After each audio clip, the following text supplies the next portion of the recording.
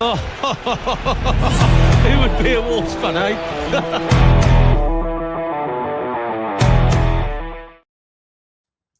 Hello everyone and welcome to the latest episode of the Wolves Fancast. I do really need to change that intro. I keep saying it all the time.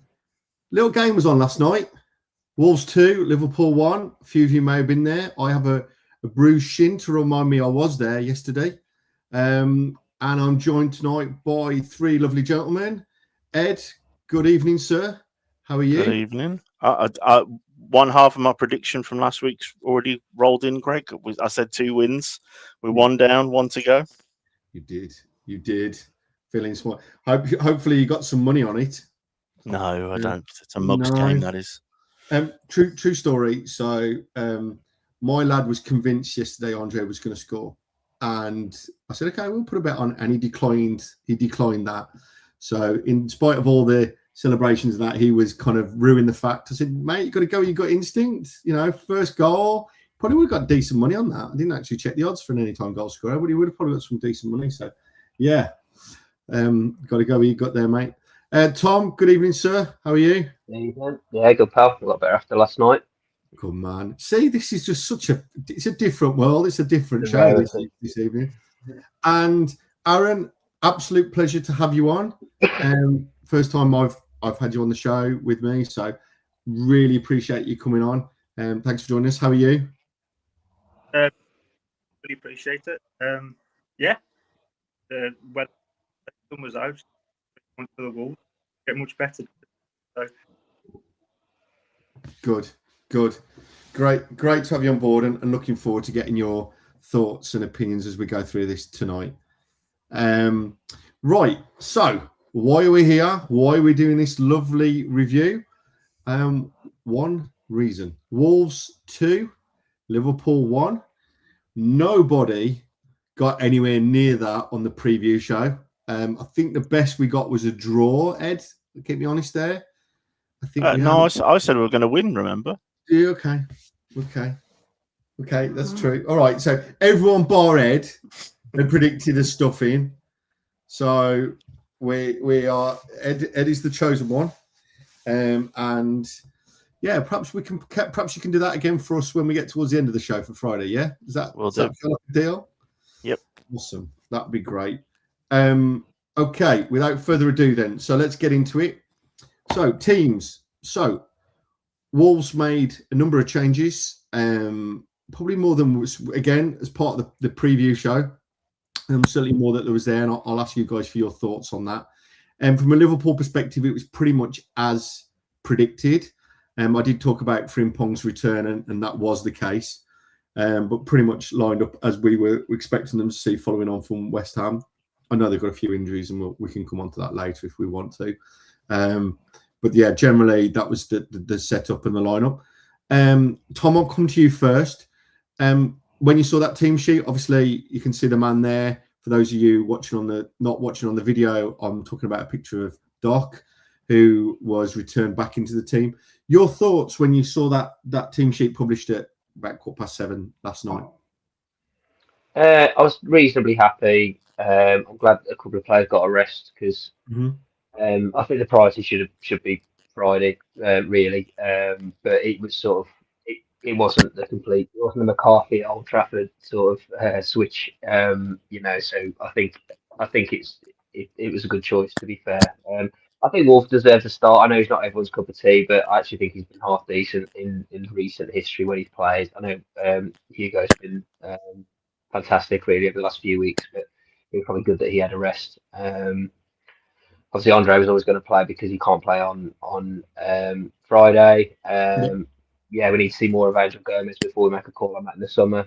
So yeah, happy with that. And then it was as you guys discussed after the Villa game, it's always a toss up between Armstrong and Tolu, isn't it? So yeah, I was reasonably content. Good. And Aaron, as Connor Tom said, there was a number of changes, looking at different players, trying to keep that squad rotated. It was nice to actually have a full squad to choose from, albeit a smaller squad following the January transfer window. What was your thoughts on that selection and obviously that rotation? Yeah, as as well, I was fairly happy with the squad. I was surprised to see, I think Wolf coming in, and personally Angel Gomez as well, because I've had a bit of a feeling he's not really been. I know he's only just come in, not really been at it, not really feeling the challenge that he's meant to be up to in the situation we're in. So I was surprised to see him coming in. But overall, I think Friday as well, agreeing that Friday probably being the priority before yesterday's result. I think it was probably about you got it bang on. Okay, good, yeah. So yeah, that was the teams, that was the lineup. It was nice to be going up to Molineux with it not chucking down of rain as well. Truth be told, but again, I think Molineux is a different. It feels like a different stadium under the lights. I don't know if anyone else has that opinion, but it does sometimes. The lights and the imagery. I think it really does stand out for us. I'm not saying that was the reason for the performance. I won't go that far, but certainly a big difference. Obviously, got into the game, pretty even start, not a lot going on. Liverpool retaining most of the possession, and then obviously on the 18th minute there was the remembrance of Diogo Jota, which was, I have to be honest, very well respected by both sets of fans, and I will be very clear on that. It was a definite full stadium acknowledgement for the player for obvious reasons, and a real way to pay homage to who was a great Wolves player. Ed, your perspective on that, felt that was a right thing. There was some talk about potentially doing more stuff than that, but I think we've already done quite a bit of that already for the first game of the season. So I felt this was adequate. I'd be keen to get your perspective on that. Yeah, it felt natural, didn't it? That's what it felt like. It felt like there's that weird hinterland of the 19th minute, which is a bit weird, isn't it? Because we've got an 18 and a 20. But it seemed to fit, didn't it? Like you said, Greg, there was a mutual understanding between two very historic clubs that we had this player that links us with this this tragedy that him and his brother, when they passed in the summer. It felt right, didn't it? And I don't know about you guys, but it felt almost as if in the crowd anyway, and in the game, like we were waiting for that to be over with before the game really started. It felt like the game didn't really kick on till after that. Yeah, I think for me, and I'll bring in Tom and Aaron off the back of that, it felt a bit of an interesting start. And to be honest, it kind of did in the reverse fixture. I think part of that is actually Liverpool's tempo at the moment. There was a lot of analysis, and I don't want this to turn into the Liverpool review show, but there was a lot of analysis later around their tempo of their play, more recently, particularly under Slot.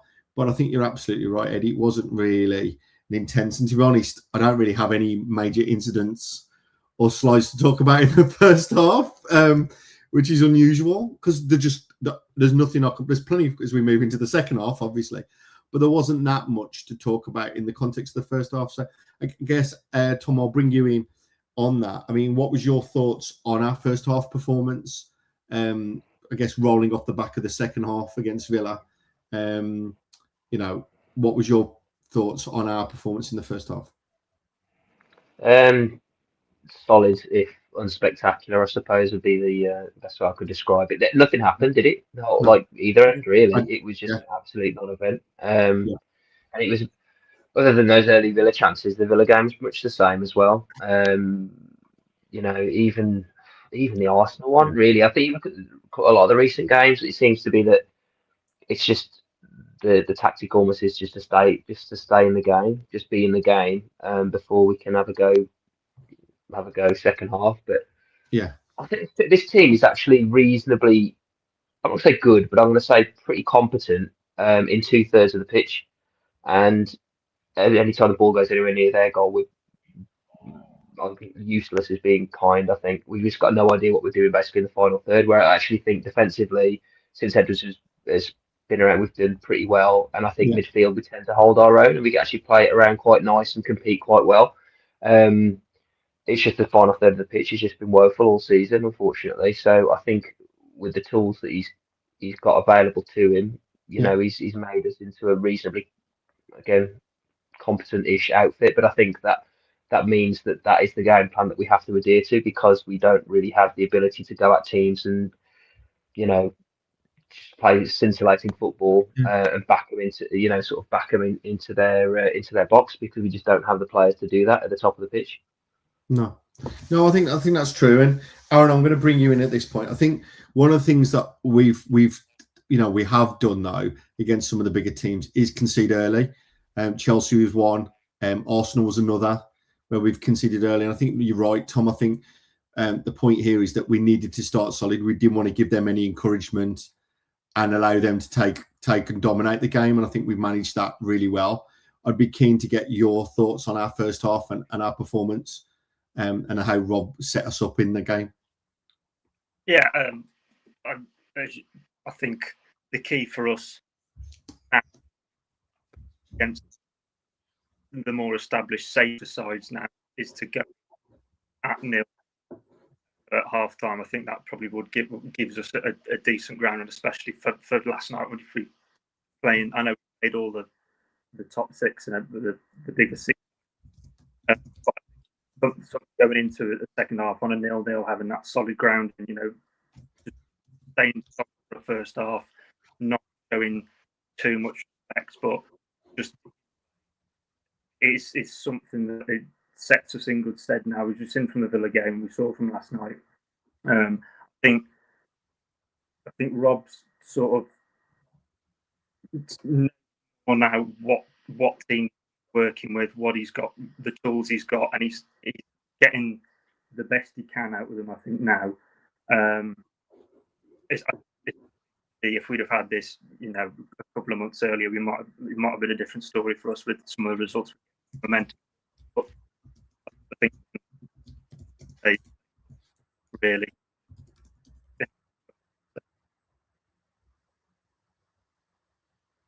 Okay, awesome. I think I might be having a few audio issues, Aaron, on your speech, so apologies for that. If you can potentially just come a little bit closer to your phone, that might work for us. Yeah, thank you very much for that. Yeah, absolutely. I think we've got to learn where we are and build ourselves into that, and give yourself the chance of moving forward. So yeah, solid first half. Just to confirm, Arsenal have just finished. They've beaten Brighton 1-0, and West Ham have just finished. They've beaten Fulham 1-0. So I think, unfortunately, as we go through this, our performance may have inspired some other teams to get their act together and start performing. But listen, we can't control what everyone else does. It's only what we can do, and the performances we put in from now to the end of the season. Spurs are the target, Greg, not these lot. Spurs are the ones in free fall. I want them all to be targets, Ed. I think the more we've got to shoot at, the better. I think that's my opinion.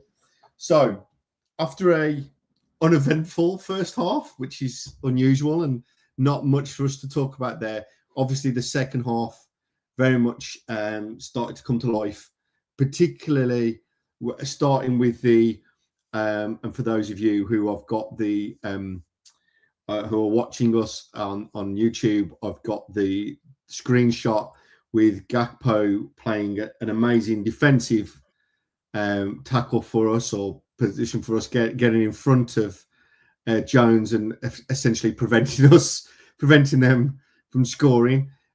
Your thoughts on that moment, Ed? Is that something where it was kind of coming, or do you feel it was a run of play? Where do you sit with that? No, well, it's right, but it's literally right by where I sit as well. So Perfect. we saw Cody Gakpo. I don't rate him. I'd have him at Wolves, but I don't rate him, if that makes sense. But he loves nothing more than just cutting inside and shooting. The bloke doesn't know how to pass. If he had a PlayStation, he doesn't have the X button. And he's desperate, isn't he, to always impact the game. It felt like there was a little bit of pressure from them, but it was only coming from them winning corners that they were awful at putting in. that was one of the few sort of dead ball situations that didn't just hit the first man. I think to go on an early point you talked about, Greg, a tactical analysis on Liverpool is they were worse than Villa, and Villa were crap. So it's weird. The table makes no sense, and regardless of where we are and how we've played, especially in the first sort of 3 or 4 months of the season, the table makes no sense. Nottingham Forest it's just gone full time, I think, as well there. So. But I at no point did I feel like Liverpool were going to prize us open yesterday. The only thing I thought of was it was going to come from us making a mistake. I thought it had at this point, even though they sort of hit the bar and they got a few corners in a row. It was screaming 0-0, a bit like the Newcastle game, but without the completely appalling refereeing decisions we had in that game. Yeah, absolutely. So. Obviously, Aaron, following on from that, Rob made 3 substitutions. I think it was on the hour mark, wasn't it? Pretty much. Which me and Ed, we talk about this a lot. We have a very similar opinion on this. So I'm going to bring in someone else because otherwise we're just going to replicate each other. Me and Ed have been very critical of Rob and his substitutions, lack of substitutions and timing. He made 3 subs on the hour mark. What was your thoughts on that?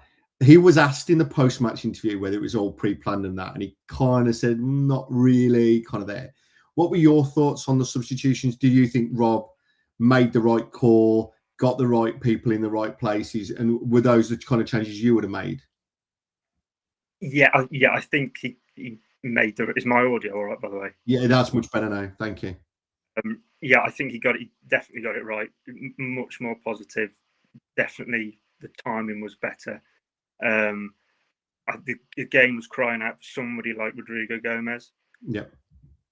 And as probably like a wild card throw in for Mascara, especially because if he's been making those strange forward runs for centre back, just bombing up on a counter attack, which I think can throw sides off. And I think it whether or not he meant it in the way that it planned out, but it definitely obviously helped with the result and added to what the game. Yeah, I think so. I think it was a big I think it made a big difference. And Tom, I'm going to loop you in at this point. I think for me, it felt at the time of the subs, it felt like the game was starting to go away from us a little bit. Liverpool was starting to camp us in, press it more. And I think, like Aaron's just said, quite rightly, the energy that those players brought in seemed to drive us. I mean, we all know Mosquera is a nutcase. We're looking for it. We know he's going to do underlaps and all that kind of stuff. And Rodrigo's is a bundle of energy, and we'll come on to him a bit later on, particularly when we look at the goal. But do you think that was the right way? So you talked about him starting solid and then building out. Do you think that was the subs kind of allowed us to then start being more expansive or bring a slightly different challenge for Liverpool as they were starting to dominate the game? Yeah, I think what you said there's your second point. I think they'd pinned us in and we had no outlet whatsoever, and all of those 3 give us an outlet to differing extents. So I know Tolly didn't win much for the first sort of 15 minutes he was on, but he eventually did, and obviously that led to the first goal. Whereas Armstrong, I'm not going to criticise the guy, but I mean, Sarr, when he kept it in play, was lumping it up to him against Van Dijk. What's he got to do? Try to make himself busy, but you're just not going to win that battle. Obviously, Rodri's got pace, and he's just a sort of bundle of energy, presses them higher up, and it did allow Mosquera change allowed us to play higher up. I think because we love Doc, but he's not the quickest, as he doesn't turn very quick. So Mosquera allows us to play a slightly higher line, I think. So naturally just pushed us, even if it's just 5 or 10 yards a bit further up. And I think the game absolutely needed it. I think it was obvious for most of us. I think he needed to make at least one change, and I'm glad he made 2 or 3 because it did definitely change the dynamic of the game. I wouldn't say we were suddenly the better team, but it completely changed. And well done to him, because you're absolutely right. It's not always been like that this season. No, very much so. Sometimes it's felt a bit after the horse has bolted. Ed, I'm going to bring you in on the first goal. So 77 minutes. Tolu, who obviously did muscle Van Dijk, and interesting to hear Gerrard was actually quite critical of Van Dijk in the post-match, said he didn't feel it was a foul, felt he needed to be stronger. It's good to hear actually someone having a unbiased opinion on some of these TV channels. We know how they're normally kind of behind those teams. So, controls the ball, puts it through to Rodrigo, who we know is a bundle of energy, and was a great finish. I was in the South Bank. I thought he was going to just overrun it. He got it just ahead of him and managed to obviously then get it and flick it into a corner for a great finish. Your thoughts on the goal? Thought it was a good build-up from us. Keen to get your insight. Yeah, it's a good old-fashioned goal, isn't it? It's exactly like what Thomas was talking about. We were a little bit penned in, a bit like what we talked about in the previous game, that we felt like we may have needed Tolo up front a little earlier. I will just quickly say that I think I have been very critical on Rob, in particular his substitutions. But yesterday, regardless of the result, regardless of when it was 1-1, I still thought it was the right substitutions. And maybe he is a little less gung-ho with his substitutions when half of his starters aren't on the bench like they were yesterday. Because I will just point out that wasn't our first 11, that was Liverpool's first 11, and we still won. But on the goal itself, it's wonderful hold-up play, isn't it, by Tolu? He does what he's good at, which is being a big bugger, isn't he? And it's just he holds the ball up well, and it's a really well-weighted ball with his left foot as well. It's a good pass. It's not just sort of it bounces off him and he gets around someone, a bit like whether Armstrong meant it or not for Joao Gomez on Friday night last week. He holds it up. He bullies one of the best centre-backs the Premier League's ever seen and slides in a lovely slide rule pass. It's a great goal. Again, I think Rodrigo's energy off the bench it's a cheat code. It's a bit of a game changer. It's just unfortunate that we're sort of 3 or 4 games probably further off where we needed these types of results to come in now to really put the wind up some people, but who knows? But it's really difficult to do what Rodrigo's been doing in the last few weeks, which is to affect the game positively from off the bench. I think coming on and dirtying a game and breaking up a game is something you maybe don't need to be up to speed with. But coming up against the current reigning champions of the Premier League and having the energy and the wherewithal that he did yesterday to not only get onto the end of that cross, but to also then do a lovely sort of Trivela / dink over the top of one of the best goalkeepers the Premier League's ever seen. It's one hell of a goal. It's one hell of a goal. And Aaron, I'm going to bring you in for this because obviously you haven't been on the show, so I'd love to get your thoughts on Rodrigo Gomez. We've talked about him a lot on here about whether he should have been starting ahead of Jackson as a right wing back. There was talk about him playing further up, and looking at that perspective. And he's obviously last couple of games he's come on more in advanced midfield as an attacking midfielder. I would really love to get your thoughts on Rodrigo Gomez. Should we continue playing him there? Does he deserve a start? Is that the case? Or Tom, and I'll get your thoughts in terms of building him in and using it that way off the bench. But if the guy's the top goal scorer, okay, it's 3 goals, but he's technically the top goal scorer, right? So give me your thoughts on Rodrigo. Where should we be using him? Where do we think he's going to go? And also, off the back of some of these performances, are we going to potentially struggle to hold on to him going into the summer? Is he a player that we'd want to keep, but potentially we may lose? I think that's key now with somebody like him, because he's probably on the cusp of, he could definitely be a starter or in starting contention for a lot of teams in the Premier League if they really wanted him. A lot of those definitely love him. He's, as we said, he's just an absolute bundle of energy. And to that question about whether he starts, I think currently he's much better coming off the bench to do what he did, and just cause a bit of chaos when a game needs it. When as far as where he should play, I don't think his future lies as a right wing back.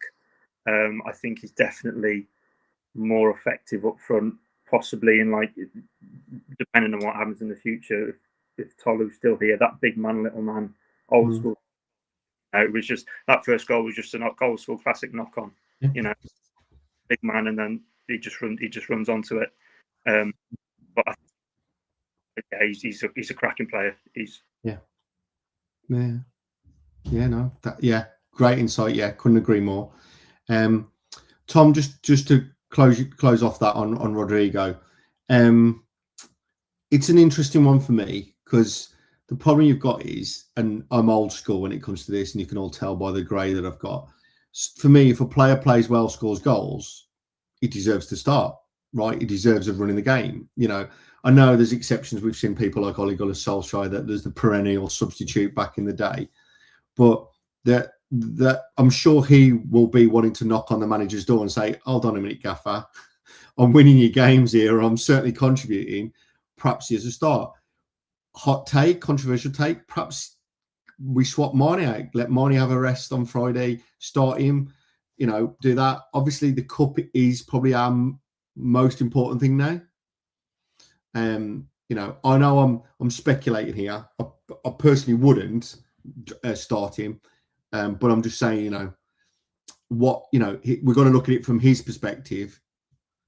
He's going to potentially want to start having those opportunities. He's playing well. Other players have had that. So where do you sit on it?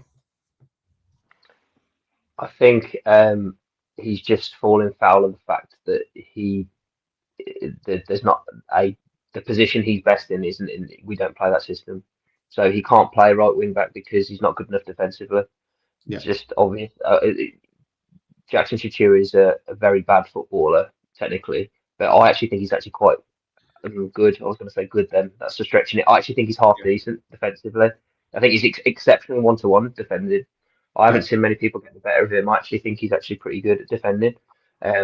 Ball ability is appalling. You know, Alisson's probably better than him on the ball. But, you know, I think Rob's very, touching on the previous point, he's probably defence first. I think I've heard him use the phrase zeros and ones gets you points or something along those lines. He's very keen on keeping it tight at the back.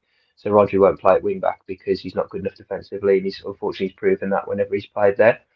But I completely agree, he's an exceptional player, and he probably is I wouldn't say one of our better players, but he probably is in our best 11. But he just doesn't. If we played wingers, he'd play, but we don't play wingers. So he either's got to play second striker, which maybe you know, I can't see him replacing Mane because I mean, strange. I thought Mane playing in centre mid last, you know, his Angel Gomez was further up, wasn't he, than Mane? So I don't think you can straight swap those out because he seems to like Mane sort of more in the centre. So I think for as good as he is, and he is good, and that goal was exceptional yesterday. I just think unfortunately just doesn't fit the system that we play, which is a real shame.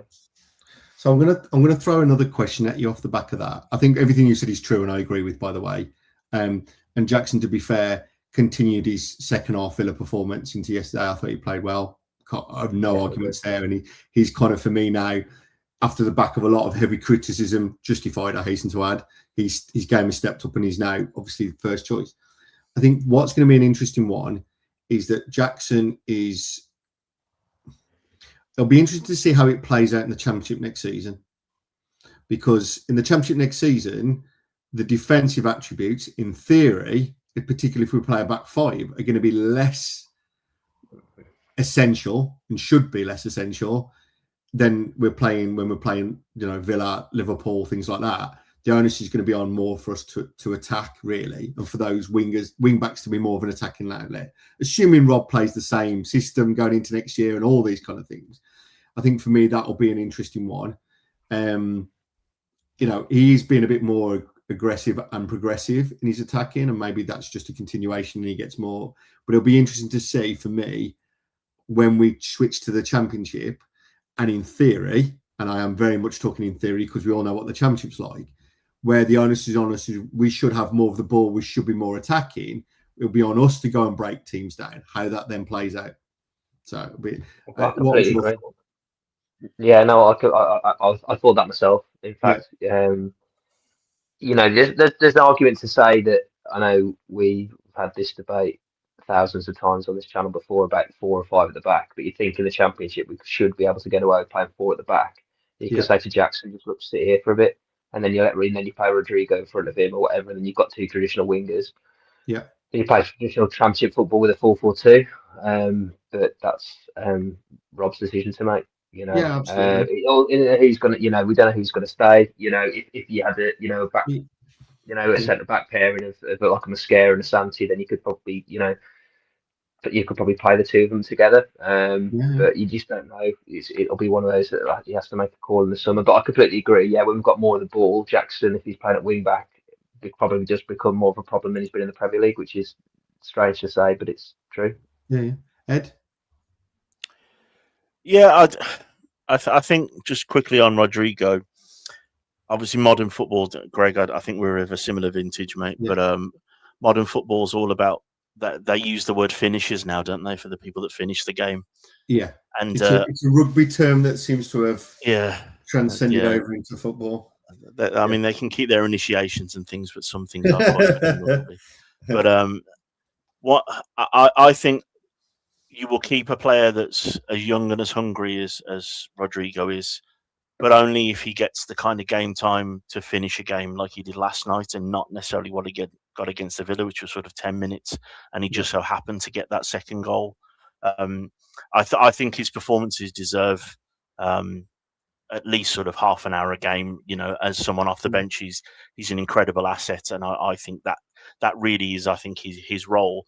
And the fact that we do have three and a half positions that potentially we could play him in means that he's this sort of utility man off the bench. I won't say Portuguese Kevin Foley, but I have said it. So we'll see. I think he is. There's a potential I see in Rodrigo to be one of the next big things in the Premier League. I think he could definitely move on to play for a bigger and better side, a bit like Jota. I think he's got that raw ability and that raw passion to play football that is really rare in a footballer these days. So I think he's a fantastic footballer. And Jackson, I think I joked in the group chat a few months ago that I was calling him Aaron Wamba Jackson because of how good he was as one-on-ones, and he can't cross. And I think all we've got there is we do really have that option. I think what he could be constantly in the Championship is an option we don't use. Constantly overlap, but don't give it him. Someone will still have to cover him. His pace is incredible.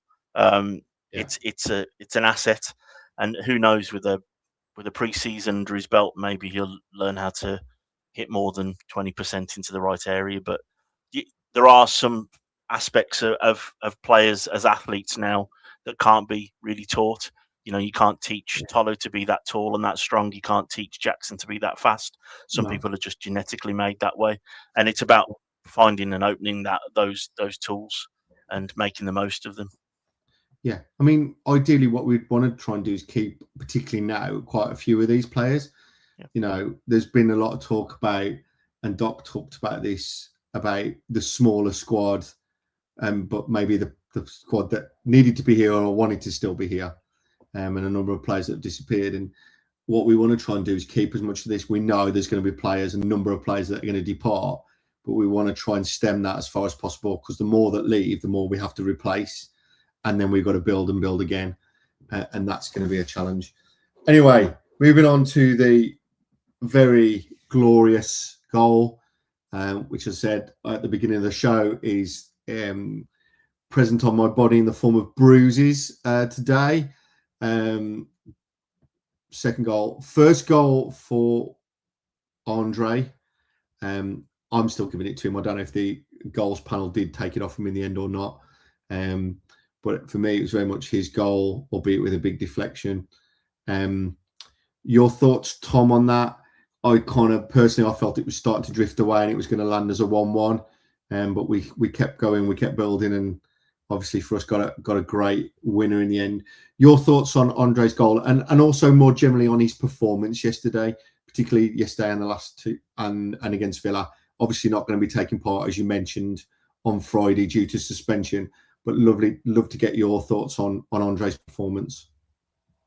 I love him, I do. I've always loved him since he's been here. I think he's just a fantastic footballer. I didn't really buy the he can't play together with Gomez debate. Yes, we don't have as much going forward, but at the end of the day, they're excellent footballers, and they are our two best footballers. Let's not, kid ourselves. They should be playing at Wolverhampton Wanderers in the current situation. Just really calm on the ball, and even when he's got people on his back, he always seems to sort of come out with it. He always seems to be in the right place. His interceptions are always very high. It sort of disappointed me really that there was talk of him going back to Brazil, because I think he deserves more than that. I think he's definitely got the ability to play at this level at one of the better clubs in my opinion. He can't score, he can't shoot. I mean, that's not his game. I mean, he just about mustered the energy to kick his foot at the last one, and obviously it was a hefty deflection to go in. But I'm happy for him. He's delighted. I mean, he was absolutely exhausted. A load of them were just completely on their arse at the end of the game. They just completely done themselves in, and no more to it than him. He was and Gomez as well. I mean, Gomez sprinted around like a maniac. Again, it's a fantastic performance from him as well. So yeah, I can't praise Andre Heidel. I know he's sort of had his, I don't know, he had his head in his arse for a few weeks and months, and that wasn't great, as that's obviously a temperament issue. But as an ability, I don't think there's any doubt in his ability whatsoever as a footballer. So what do you think is coming for that criticism, Tom? Obviously, you've been a big supporter of his. So why do you think why do you think that criticism has been levelled at him, and what would you say in response to that criticism?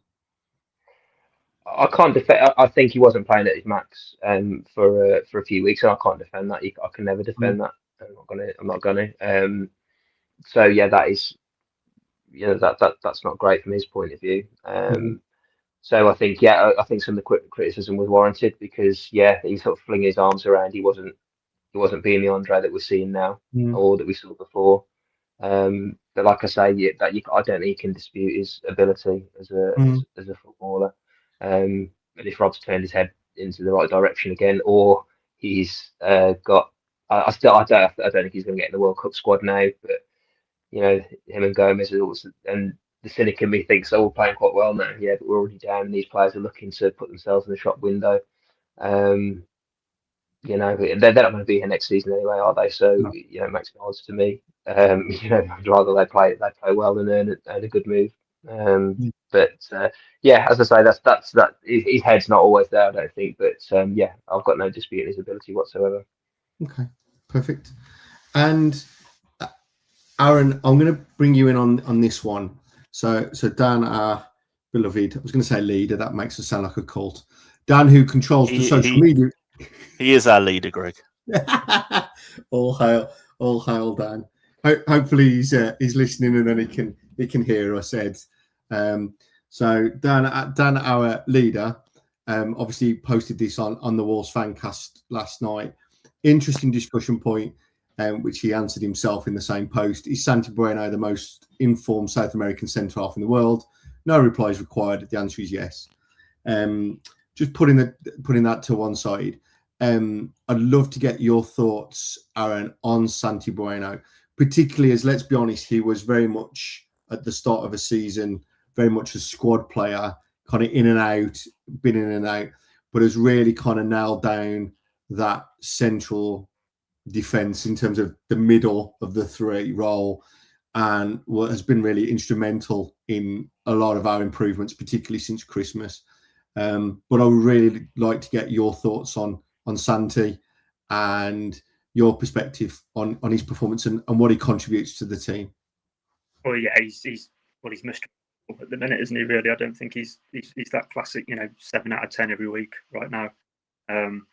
Considering everyone's a little bit unsure about him, whether be up to the task, and he, when the likes of Agnew was still here and he struggled to team, and to be fair to him, gets his head down and gets on with it. Doesn't make stupid decisions. Just plays the game as it, simply does his job well. And I think he'll be one of the ones that does stick around next season.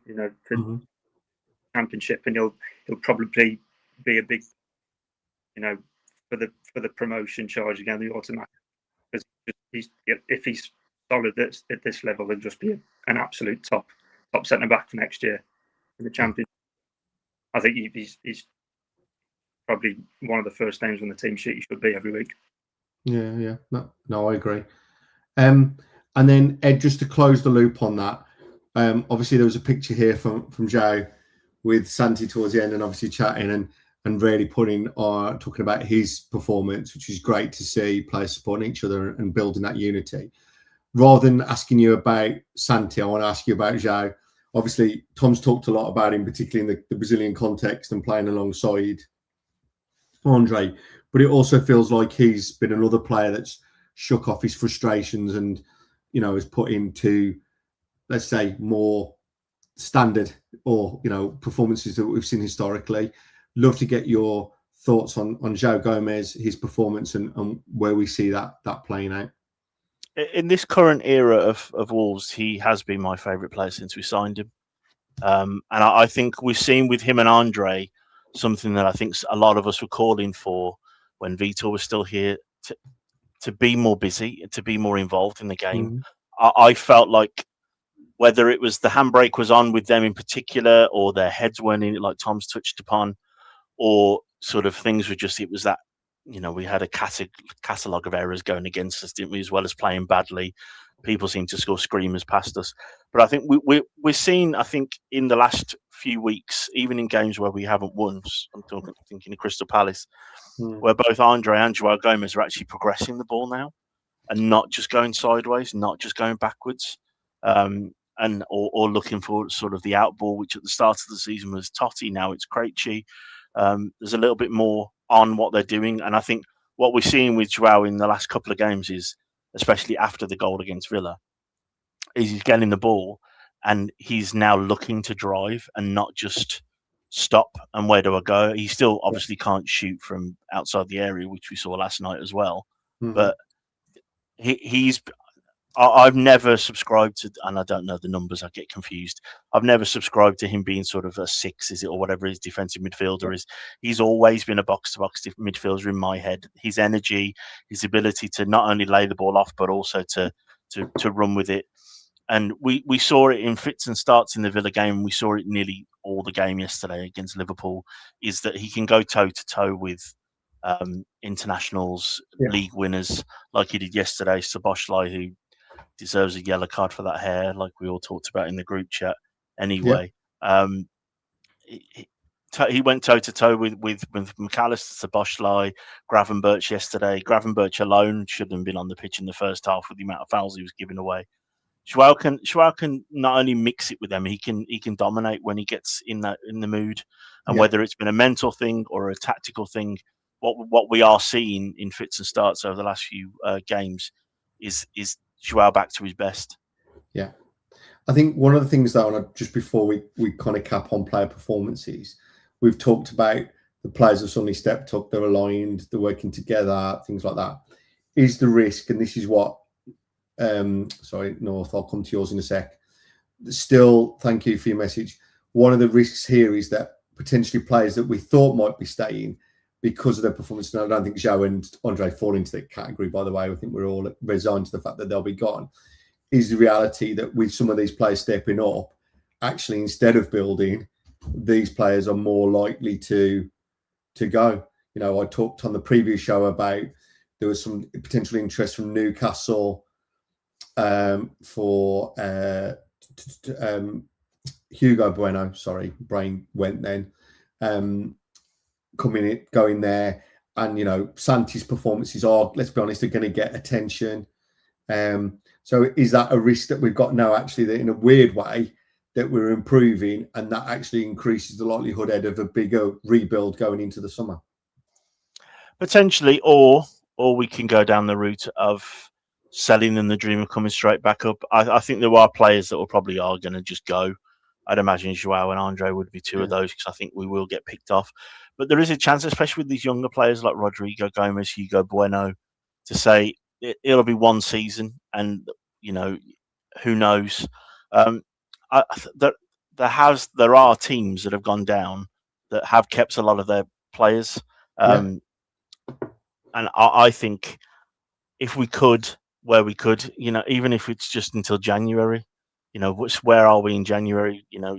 If you're all in on it, and this project with Nathan Shee, with Rob Edwards, with the sort of change in the guard that we've had with spreadsheet monster gone, who knows? We can't physically as a team get rid of 70% of the squad. No. And hopefully there's enough professionals in there with some older heads and with some wise heads like Santiago Bueno and Doc that might say, let's see where we are. It is their job at the end of the day. I think there are a few players that we know are going to get cherry picked. My hope is that we keep more than we. My secret hope is that we keep more than we think we're going to, because we are still on paper a team that should be nowhere near where we are right now. Yeah. And the hope is with the positive vibes that are in the dressing room, the dancing, Rob looking gorgeous and swearing, who knows that we might end the season with enough positive vibes. I don't think we're going to end the season bottom of the league anymore. That some of them may want to hold on and see where we're going with things. Others may not. But I hope there's enough in there that's professional. If we have to say no, and hopefully that Fosun and Rob and the group there with Matt Jackson can say no to some of these deals coming in, that we don't have what we had with Strand Larsen, which is he runs around with his head in his hands, not bothering. I think that's why we need no dickheads. Don't we? I think the other thing to look at is obviously if we do and we get good money for that, that should give us funds. We'll come on to where the foes, and we can get into that whole argument another time.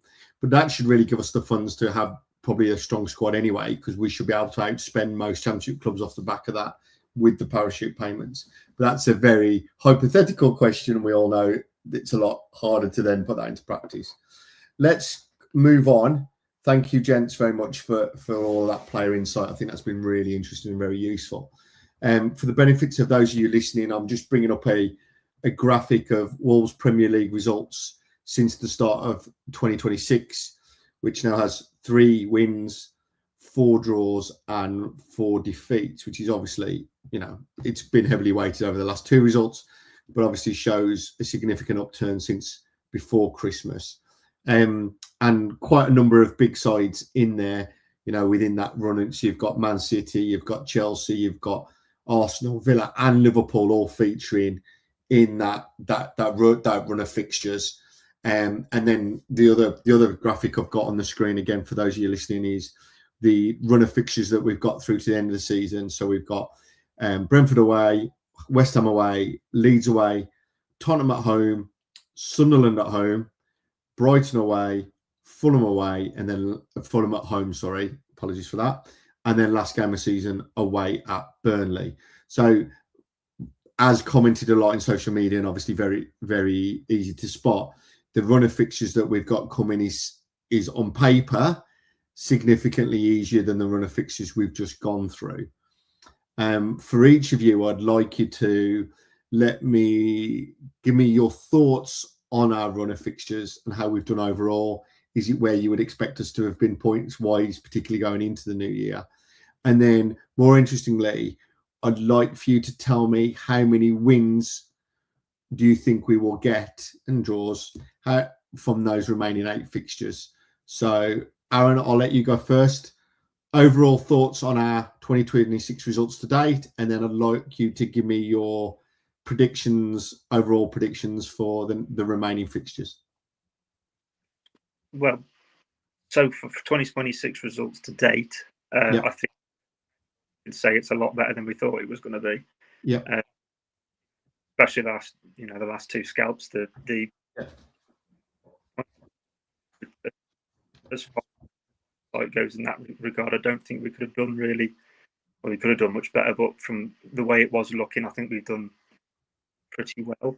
As far as the rest of the fixtures, as you say, on paper, it's favourable, but we all know football's not played on paper, and sod's law, we get absolutely hammered at Brentford away. But I think there's definitely wins to be had in there, the likes of West Ham, which are still there or thereabouts, Leeds as well. Tottenham, maybe. Never say never. And then Burnley last game of the season as well. That could be depending on whatever happens with really fixture, depending on the circumstances. But okay, thanks. That's really helpful. Tom, your thoughts 2026, and I'd like your predictions, please. How many wins do you think we're going to get out of the last 8 games? What are you putting your bet on? Or are you looking at 6 wins, 2 draws? What are you looking at? No wins, 8 defeats. Where's your head at? Well, no wins because we've got to play Tottenham, so that's 3 points. 2026, a bit of frustration now for me because we should have beaten Palace. That should have been 3 points, and then Everton.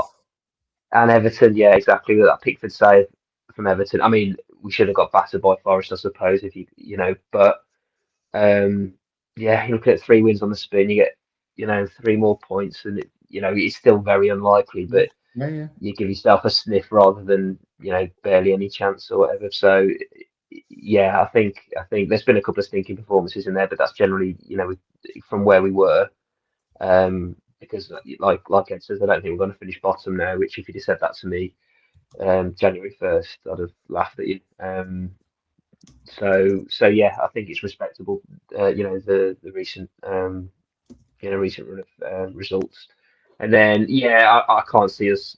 I think we'll probably win about 3, maybe draw 1 or 2. I mean, 3 away games on the spin. I didn't realise that was the case. And we've not been good away from home this season. So I think maybe you beat Spurs, beat Fulham, maybe beat Burnley on the last game of the season, and then there's maybe 1 or 2 draws in there. But I can't see it being any more than that, to be honest. Yeah, I think bringing the Arsenal game forwards created that bit of a. So I think that was further on, and then they brought it earlier, didn't they, to the cup game? So I think that's caused a bit of a weird run of fixtures. Ed, how many wins, mate? How many wins? 8 There's only 1 game we're losing. That's Brighton, because we never beat Brighton. Right. Then I think we're unbeaten. I think we're unbeaten in the other 7. Wins. West Ham will beat them. Leeds will beat them. Spurs, that's a given. Sunderland, potentially, that's 4. And then Burnley at the last 5 wins. So you're going 5 wins, 2 draws, 1 defeat?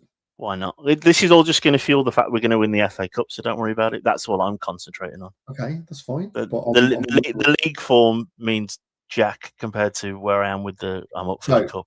Okay, so for you, Friday. So for you, we've got 9 games, including the Cup game. So for you, Friday is the biggest game of the season. We didn't even play our first 11 yesterday. Yeah, but it's our biggest, regardless of the team selection. It's our biggest game of the season. Think of all those players that are going to stay with us because we're in the Europa League. think of all the games in the Europa. Mate, fixes everything, doesn't it? Bankrupt me. Or we've got more away games than you've got to throw Europe in there. It's wild. Yeah, that's going to be. How many games would that be in a season? Because you've got 46 in the champ. You'll have League Cup, FA Cup, and then I presume Europa, well, whatever it is. If you got, is it Europa League or Conference? It's Europa League, isn't it, for the FA Cup? And then so and we'd probably be in the qualifiers based on our coefficient points because I don't think we've got any anymore. So we'd probably it'd be like that starting in July, wasn't it? Was it July we started our Europa League qualifier, first qualifier? Jeez. Yeah, but no, in all seriousness, you couldn't have picked a better running, could you, for us to at least make a few teams above us sweat? Yeah. I genuinely think we could go unbeaten in that, but with a lot of draws. But we're due a stinky performance because we've done a few. We've done, we are where we are because we haven't been consistent, and there's nothing really to say that we're going to be consistent going forward. But I think. My hope is that Liverpool, because they are panicking about the league and where they are. I work with a Liverpool fan who said he'd have given us yesterday's win. Given us Friday's win if they could have won in the league. That's how much they are worried about the league and their form. So let's hope that there's less half and half scarves and even louder crowd on Friday, and let's get up for the cup, because I think that's where we genuinely might have at least some fun this season.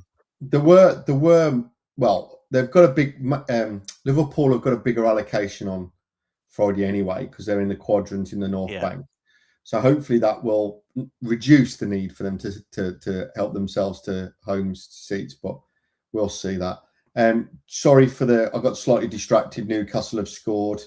So although they are down to 10 men and have been for a while, they're actually now 2-1 up, having scored in the 90th minute against Man United. So obviously that's going to make a really interesting running for the end of the season, with Liverpool, Man United and Villa all dropping points.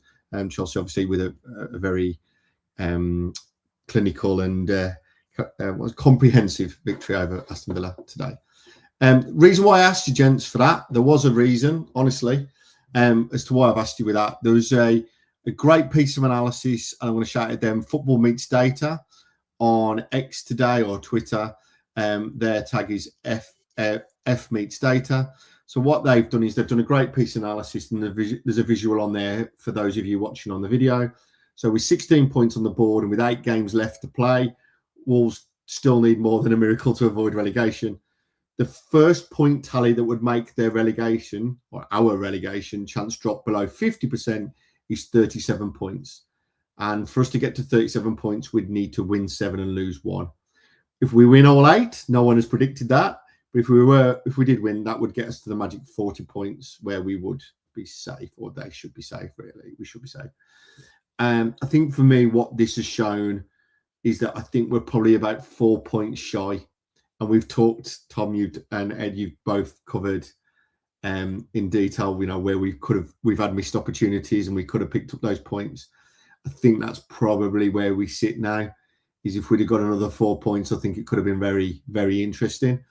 We'll put 20 points, but unfortunately, I think we are going to be, despite the amazing result and victory, I think it's going to leave us just a little too far to catch up ultimately, particularly with other teams picking up points today. Forest picking up a single point with their draw away, Man City and West Ham picking up 3 points away at Fulham, who are, let's be honest, probably on the beach already, to be honest, from a league perspective. So looking at that. Next topic is, obviously we've talked a lot about Friday and the cup match. We've also talked about looking at the team and stuff. There's also a nice little stat that we found courtesy of Prime Video Sport, where Liverpool are the first side ever to concede 5 stoppage time winners in a single Premier League season. That kind of feels like a Wolves stat. That feels like a stat we would have picked up over the years. So it's nice that it's not us, it's Liverpool. But yeah, going on to Friday and looking ahead towards that. Love to get your thoughts. Obviously, we know Andre's out; he's suspended. So 2 questions I'm going to ask each of you. What changes would you make to the starting lineup? Obviously, you've got to replace Andre. So I'd like to know, like that, are there any other changes? Or would you go as you are? One of the things to bear in mind, and I'm going to throw this as part of it, is do you think he's going to persist with Johnston? Because Johnston's been the cup goalkeeper. Ed, this is the biggest game of the season for you. So does he stick to Johnston as the cup goalie, or does he keep Sorry? I'll throw that one at you first. But what changes do you want to see? And on top of that, what score do you think it's going to be? So 2 questions.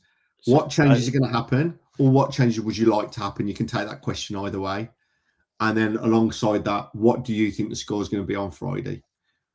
I think he'll stick with Armstrong up front, and Tolu will be an impact sub again. I think Angel Gomez just moves back and Bellegarde comes in and plays more where Angel Gomez was. I think that makes sense for the Andre move. I think Jose Sarr, we haven't touched on how well he played yesterday, and that save from Rio Gamo was incredible.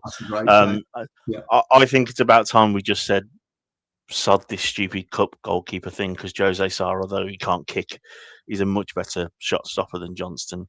And he's now the club captain. I don't think we should be dropping him either. It won't happen. He will play Johnston, because that's just what happens now in modern football. So I just think that's the two changes. Hugo comes back in for Molineux, who I think he did absolutely fine yesterday, but he's not as good. And Mosquera comes in. I think we just revert back, and the only real changes will be that force change from Andre and the keeper change. Okay, so that's fine. So yeah, so like you said, he's kind of bringing the 3 subs on to start ultimately, and then the 3 that drop out will be Doc, Andre, and yeah. Okay, got it. Sorry, just working my head. Perfect.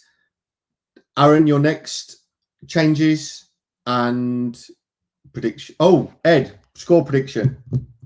2-1 again. Okay, he's going for 2-1 double. Okay, Aaron, changes you want to see and score prediction, or changes you think will happen. I think will happen. I think the same as Ed. I think it'll be, the Mosquera coming back in, Hugo Bueno coming back in. I agree with Ed on the goalkeeper thing. It shouldn't be, by rights, shouldn't be Johnson. Sarr should start, but Johnson will come back in. I'd like to see Tolu start again. I think that whole dynamic of him being up there with runners around him works much better than, persisting with Armstrong at the minute. Prediction-wise, I think, as you said earlier, I think they've got more important things to think about, so they have enough. I have a feeling it might go. Is it? Yeah, it's extra time now, isn't it? We'll go to yeah. Feeling it'll go to extra time, and then we might just nick it. Just might, or possibly it'll be 0-0 all the way up until extra time, and then I think we might just get out a win. Yeah. Okay. Good. And Tom, last but not least, one thing I did forget to kind of put in, I think there's been a lot of talk about the Liverpool will probably change as well. And there's been a lot of noise, particularly, I know Gerard was calling for that Rio. I can't pronounce his surname, so I'm not even going to try to attempt it. I did that on a previous show, so I'm not going to try and pronounce them, and then I did and butchered it anyway. So I know there was talk about Rio coming in, potentially Gakpo and Salah both coming out, and Rio and the Chiesa coming in.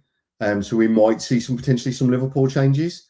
Based on that, do you think that's going to influence Rob's thinking, or do you think, like Ed and Aaron said, he's going to pretty much go, well, this is what we're going with, this is what we're sticking with, irrespective? Where are you at? And certainly keen to get your score prediction. I think, annoyingly, I think Johnson will come back in. But if Edwards wants to win the game, he needs to play Sarr, because Johnson is awful. I think he's had a good game, but not just for Wolves. I think in his career, I don't know how he's made himself a Premier League goalkeeper. To be honest, it beggars belief. Anyway, I think Mosquera will come back in definitely. It wouldn't. I don't know if it'll happen, but it definitely wouldn't surprise me if he puts Totti in and moves Krejci into Andre's role in the defensive mid, and plays Zhao and Bellegarde, and then Mane, and then gets a toss up front. I don't know. I think it's it's a better change to bring Tolu off the bench than it is to bring Armstrong off the bench. So I think he might stick with Armstrong, but it would surprise me if he played Tolu, and then Hugo will come in. I think Liverpool will ring changes, but I think the fact we won last night, I think it's going to give them a bit of an extra motivation to try and do us over. So I guess, Tom, based on what you just said, and I'm going to throw, is Tolu actually should he be viewed more like Rodrigo Gomez at the moment, as an impact player that comes in for 20 minutes, half an hour, and knowing that we don't think he's probably got the stamina or the legs to do 90 minutes in the Premier League? Is that how we should be looking at Tolu, where he can come on and obviously hold the ball up when we're later, or offer a different option off the bench where he can, have a more intense, shorter burst, as it were? Is that your thoughts? Is that what you're thinking? Yeah, I completely agree. Yeah, and I think tired defenders don't want to see a 6'6" giant coming on, and putting pressure on them. And if I'm, if I want changes to be made in a game, a positive change, then I'm much more keen to see like a Tolu and a Rodri come on as a pair than I would be, say, an Armstrong and a Quang or someone like that. Yeah, exactly. Yeah, well, no one's ever happy to see him coming on. But so it's almost like you've got the ability to go bigger later on in the game, and if Edwards' tactics, as it has been recently, is to almost stay in the game and then try and win it later on, then I think that might play into that. So I can't not predict a win because everyone else has, and I'm the last person. So I'll say we'll squeak a 1-0 win. Okay, good. I'll be honest, gents. I can't remember the last time where I had a panel all predicting a Wolves win. It's got to have been last season at some point. I'll have to go through the archives, Ed, and have a look and see. But it's got to have been a while. Maybe the start of the season, before we got fully vetoed. Maybe Burnley at home, thinking maybe something like that. Yeah, it's been a long time. So I'm glad. I'm glad the positivity is reigning, or as we've been saying in the chat, the positivity plane seems to be taxiing and ready for takeoff. And we'll look at that. Now, obviously, we're not the only FA Cup game taking place this weekend. There's Fulham, Southampton. Is that Port Vale? Sunderland, yeah, because their game got replayed, didn't it? The replay took place, didn't it? Port Vale, Sunderland. Newcastle, Man City, which I think is probably the tie of the round, let's be honest. Unless you're Ryan Reynolds, and then it's Wrexham against Chelsea. Leeds against Norwich, Mansfield, Arsenal, and West Ham against Brentford. So, gents, I'm going to ask you to give me a prediction. You're not allowed to choose Arsenal to beat Mansfield because that's boring, and I'm not letting you do that. So, give me a prediction for a result. You can avoid our game as well. Is there a team you want to call out? Is it just Chelsea going to steamroll Wrexham? Which one do you want to? If you put in 50p on, and we're going to get a bit of an acca going. Who's your prediction for the weekend? Tom, I'm going to reverse it. Tom, do you want to go first? Tell me who you're going to have. You can have the same team if you want, gents. It's not a problem. But who are you looking to pick out? Apart from the obvious ones, I think Brentford will beat West Ham because Nuno doesn't like the FA Cup when he's in a battle at the bottom. Correct. Yeah. Very good analysis. Yeah, absolutely. Aaron?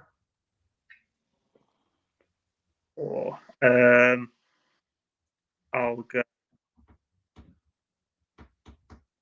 I fancy Wrexham to maybe to pull something off. There's always get to these stages, and there's always still an upset on the cards. I think I might go Wrexham maybe just to cheat. Nice. Okay. Yeah, interesting one. Yeah, no, I could see that.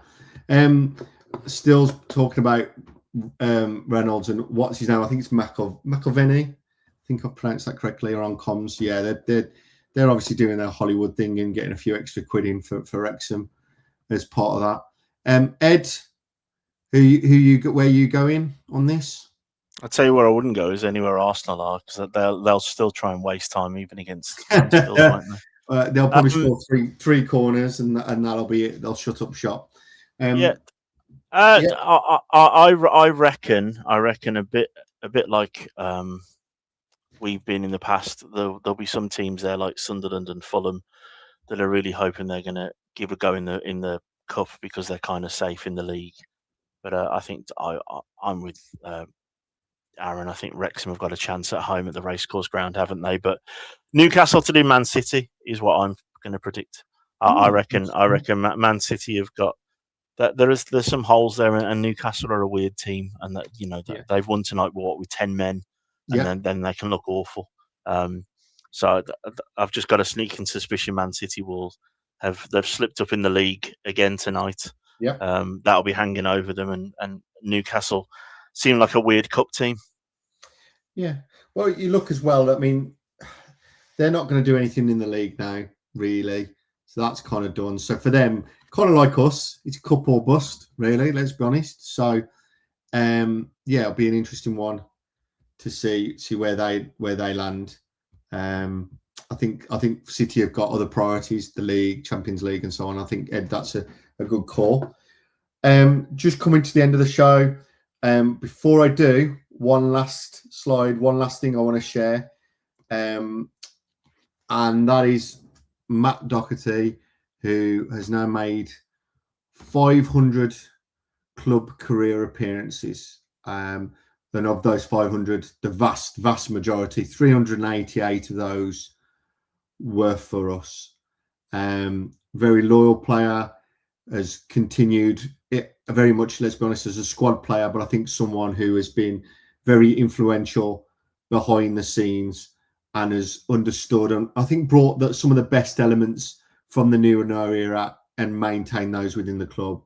Dan again has brought up the post and the comments that Matt made earlier around, do we want to be remembered for fighting all the way to the end, or do we want to be remembered for being cowards and taking the easy option? Very strong, very clear, and the right statement to make.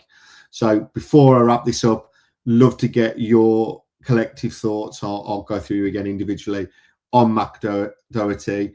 And I guess, does he fall under the Wolves? And I'm going to go down a slightly Football Manager route, so I apologise in advance, anyone who doesn't play Football Manager. Is he a Wolves legend or Wolves icon? How do you see him in the context of Wolves history and the contribution he's made to the club? Ed, I'll let you go first on that one. I think we overuse the word legend, but he should hit over 400 appearances for Wolves. He's played right back, left back, right centre back. He should have played up front in the Coventry game a couple of seasons ago. He scored goals, he scored screamers. He's as close to a legend as you're going to get now for the longevity that he's had at Wolves in his two spells. Fantastic footballer, fantastic professional, and what a signing we got for next to nothing from over in Ireland. He's the last remnants of the Mick McCarthy era, and he's been with us pretty much ever since, bar that failed season at Spurs and Atletico Madrid, isn't it? He's a wonderful professional, and I think he's one of the few bona fide legends that we're probably going to have of this era. Great words, Ed. Tom, anything you want to add to that? I guess maybe look at it slightly different. What's your favourite Doherty moment or favourite Doherty memory for Wolves? Yeah, it's hard to beat that from Ed. Well done, Ed. I'm trying to think about an individual one. I mean, that year in the Championship, obviously, fantastic. The goals he got in the first year in the Prem, under the Nuno. Under Nuno in the first year of the Premier League, I'd probably say the Newcastle away one springs to mind. The winner, that's when it really felt like we had something great. The bench went up, the players were loving it. It was like Jota bustling run, and he was just, from right wing back into the 6-yard box, the nod in the 90th minute winner. I mean, you can't have so much more than that, really. And I know he had a few sketchy patches, when he was. Clearly wasn't a right wing back anymore. But then last season, superb. He was one of the key reasons for that run we went on. And you could argue, without him, maybe we wouldn't have been as successful done as a successful job of staying in the league. Brilliant. He was with us in League One as well. He's seen it all here. Fair play to him. And he didn't put foot wrong last night either against the great. Against the champions of the Premier League, so can't ask for much more. And Aaron, Mac Doherty, your thoughts? Yeah, it's like that sort of football romanticism thing that a lot of clubs wish they had a player who's been around it that long, and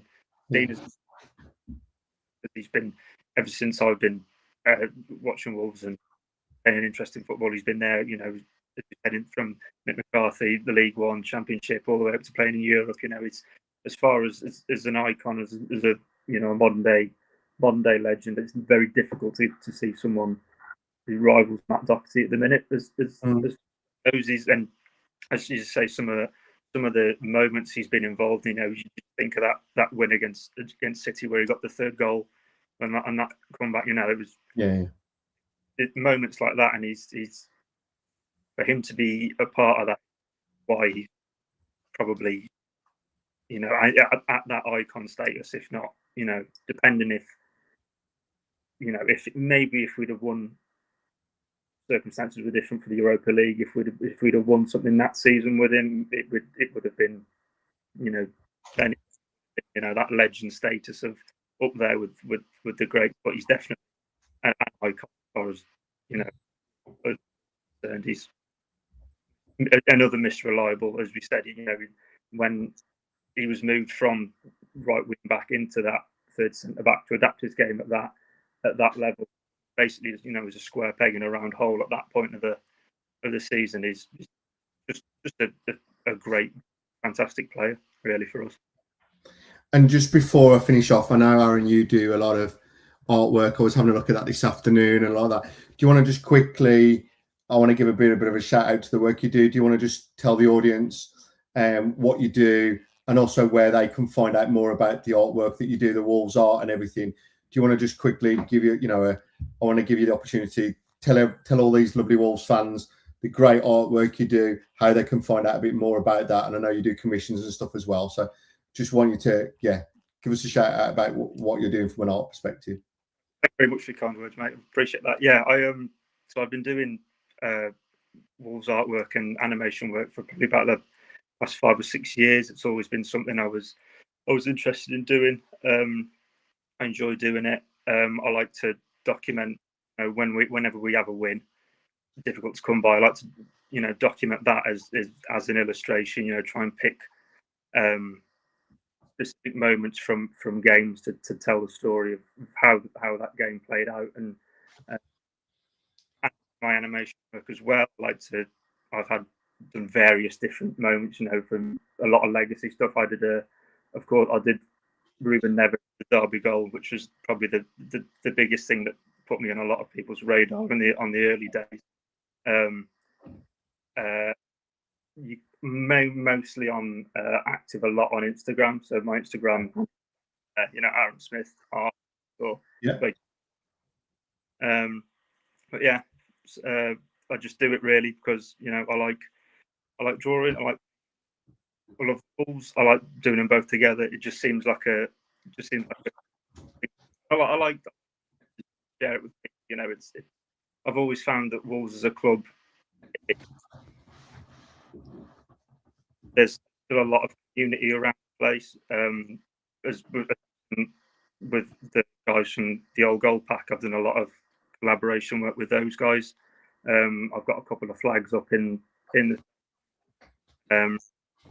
Phobie Sacco one. That one's mine, and the 3 Wolves with the 1877. That's also mine. So yeah, if that's something anybody watching or listening is interested in, you can check it out on my Instagram. Just thanks very much for all the support that people have had with it. It's really much appreciated. Great stuff, Aaron. Yeah, I mean, I'm fortunate enough, I'm in the South Bank, so I go with my lad. Sometimes he holds the flags and stuff, so he may have held one of your designs up, which is lovely. So again, just everyone just on that, definitely go and have a follow. It's Aaron Smith Art with an underscore on the end on Instagram. Definitely go and check it out. I was having a look at it this afternoon. Looks really good. Some great pieces on there. Yeah, it seems like a great. I wish I can't draw. I can barely draw stick man. So I'm very jealous of that talent and ability, Aaron. So yeah, guys, give that a follow. Go and have a look. He does a lot. I know you do a lot of work around illustration, animation. I know you're available for the work. So, if anything you see, guys, hit an Aaron out. Let's support one of our own as he's following his passion. And yeah, thank you so much for joining us. The usual suspects, I'm going to say, Ed and Tom, on our podcast tonight, and for your thoughts. I really appreciate that. Ed, Tom, thank you as always for joining us, joining me, giving your thoughts. Thanks to everyone in the chat for the contributions. Really like it. It's been great to have a positive chat where we've reflected on a Wolves win. We're predicting further victories. Long may that continue. Let's hope for another win under the lights on Molineux on Friday. Last but not least, up the Wolves. Thanks, everyone. Thank you.